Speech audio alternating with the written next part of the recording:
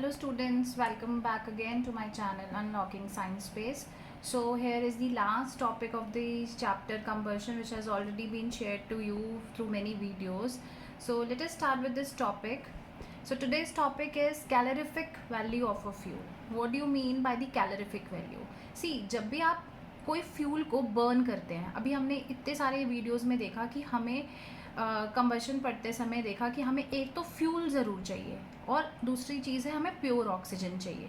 तो जब भी आप 1 kg का फ्यूल लें, यानी कि आपके पास ये क्वांटिटी फिक्स होनी चाहिए कि आपने 1 kg का फ्यूल लिया और आपने उसको प्योर ऑक्सीजन यानी कि अच्छे से ऑक्सीजन की प्रेजेंस में जब आपने हीट करा, बर्न करा, तो ऑब्वियसली हीट जनरेट हुई होगी। तो वो कितनी हीट जनरेट होती है उसको हम कैलोरीफिक वैल्यू कहते हैं उस फ्यूल की।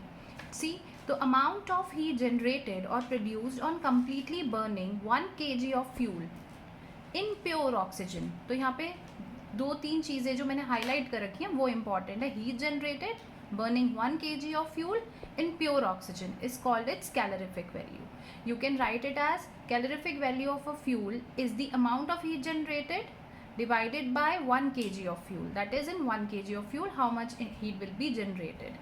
So if you look at the SI unit, or the simple you can say the unit of calorific value, so amount of heat generated is expressed in kilojoules because it is high amount of heat, so it will be expressed in kilojoules. Energy की unit joule होती है, but यहाँ पे क्योंकि heat ज़्यादा है तो kilo joules में निकलेगी, and divided by 1 kg of the substance. So its calorific value की unit is kg plus kg divided by kg, kilojoules पर किलोग्राम। अब यहाँ से आप नोटिस कर सकते हैं कि आपने एक फ्यूल लिया और उसके अंदर बहुत ज़्यादा अमाउंट ऑफ हीट जनरेट हो रही है। इसका मतलब आपकी जो सब्सटेंस है, आपका जो फ्यूल है, उसकी कैलोरीफिक वैल्यू बहुत हाई है। तो अगर कोई ऐसा सब्सटेंस है जिसकी कैलोरीफिक वैल्यू हाई है, तो इससे आपको पता चलता है कि उसने 1 kg में भी कितनी हीट प्रोड्यूस कर दी है। अगर कोई ऐसा फ्यूल है जिसकी हाई कैलोरीफिक वैल्यू है, इसका मतलब आपका फ्यूल हाई और बेटर एफिशिएंसी आपको दे रहा है।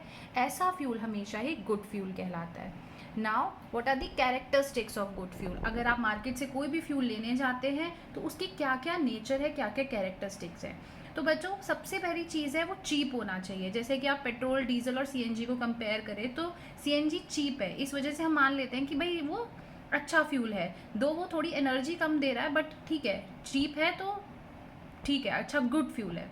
It should B readily available. जैसे हमने देखा स्टार्टिंग में सीएनजी स्टेशंस बहुत कम थे, हमें बहुत मुश्किल होती थी, but now it's easily available, readily available.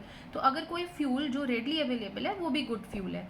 It should be easy to transport. अगर आपके पास ये दो क्वालिटीज़ हैं बट वो ईजी टू ट्रांसपोर्ट नहीं है, आपको बहुत ज़्यादा प्रॉब्लम हो रही है उसको एक जगह से दूसरी जगह ट्रांसपोर्टेशन पे, तो then that in that case it is not a good fuel. So in order to be a good fuel, it should be easy to transport, easy to store also, and this thing it should have high calorific value. यहाँ पे हमने पढ़ा ही था कि calorific value energy ज़्यादा देगा तो ही वो फ्यूल अच्छा है, और बर्न होने के बाद वो हार्मफुल गैसेस प्रोड्यूस ना करे, नहीं तो उसका कोई फ़ायदा नहीं है।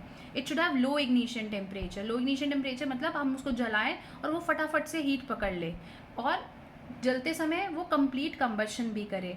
So this is here the topic ends for combustion। अब मैं आपसे कुछ क्वेश्चन शेयर कर रही हूँ इस टॉपिक के, जो कि एग्जामिनेशन पॉइंट ऑफ व्यू से इम्पॉर्टेंट है, तो आप इसको देख सकते हैं। और एक बार आप इन क्वेश्चंस को कर लेंगे तो आपको ये समझ में आ जाएगा कि आपका जो टॉपिक है वो अभी तक क्लियर हुआ है या नहीं, और कितना हुआ है। और नेक्स्ट वीडियो जो मेरी आएगी वो cell and its structure and functions पे आएगी। So keep watching my channel for more videos. Thank you.